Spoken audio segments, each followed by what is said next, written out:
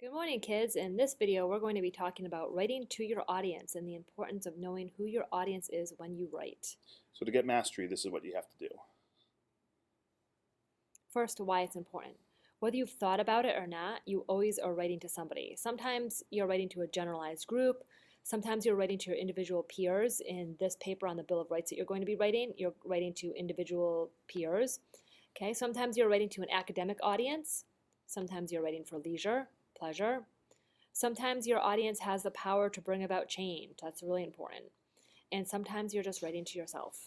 So depending on who's going to read your paper or you read your article or whatever you're writing, it's very important to kind of tailor your writing style to fit the purpose. And obviously if you're writing to a senator, you're going to write differently than if you're writing to your best friend. So here's some strategies on how you can do that successfully. Always keep your audience in mind. It'll help you make sure about what you want to include as far as material, how to organize your ideas, and how to best make your point. Look here, here's two different audiences. We have somebody speaking to a group of kids. Look how engaged those little kids are, okay? That audience knows how to captivate, or that speaker or person knows how to captivate little kids. And the left-hand picture, we have U2. U2, famous rock band. They knew how to capture their audience. So you would obviously, if you were doing a similar topic, you would talk to kindergartners different than you'd talk to people at a rock concert. And much less formal, much more fun.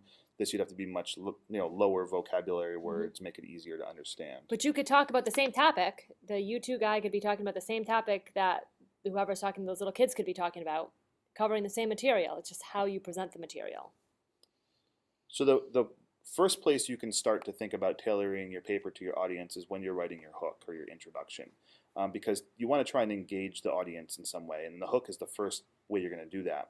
So the kind of examples you use, the kind of things that might be interesting would vary depending on the audience. So this is the intro, the hook to an article that I just pulled out of Newsweek or Time Magazine. Obviously, Time Magazine is probably written to somebody who's around my age. Okay, people my age like to read magazines on the weekend. So I was reading this newspaper or this article in the Newsweek or whatever, Time Magazine over the weekend. And here's the hook. It got me right away because I'm old and I'm 40. Okay. In junior high school, one of my classmates had a TV addiction back before it was normal. This boy, we'll call him Ethan, was an encyclopedia of Vegas content from the A-Team to Who's the Boss. You guys probably don't even know what the A-Team or Who's the Boss is. Then, one day, Ethan's mother made him a bold offer.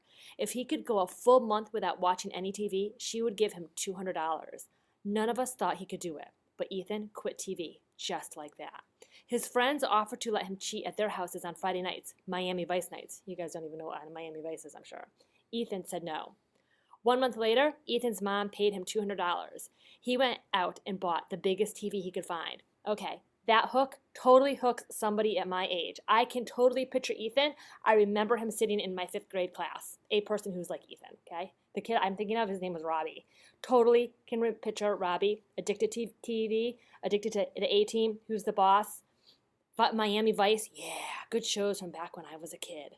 No idea what those shows are. Mr. Nash, different generation. So this does not hook me at all, because if they were writing to me, it wouldn't work. Didn't hook Mr. Nash at all. So He's one generation below old Miss Vipper Johnson. So that's something to think about. Like if you're writing to your classmates, you wouldn't talk about Miami Vice and the A-Team. But if you're talking to Mrs. Vipper Johnson, who's ancient, then you would. So that's one spot you can think about it is in your hook. A second spot to think about your audience is in the type of language you use. When you're writing, it's important to use language that fits your audience and matches your purpose. So this is kind of like what I said before. If you're talking to kindergartners, you're not going to use words like euphemisms and biased language because they're going to have no idea what you're talking about. But if you're writing to a senator or you're writing to a politician, you're not going to say like TTYL or right, because they won't understand that. That's just or it's that's not they don't understand it. It's just too informal for that very serious cause. Or if they're really old like me, they wouldn't know what TTL, whatever you just said, was some acronym to texting. So it's two different purposes: appropriateness for the task and simplicity or sophistication for the given audience. And just here are some pictures to make you think about who are you writing to. So we got the little guys over there with the target signs. Who's your target? Who's your audience? And then we got somebody texting. Okay. So text language is good for when you're talking to other kids, Mhm. but not when you're talking to adults. Or Right. if you're talking to other kids about a serious topic, Right. you probably don't want to, And even though they would understand it, you probably still wouldn't want to use the text style language because it's going to make your topic seem less serious. Right.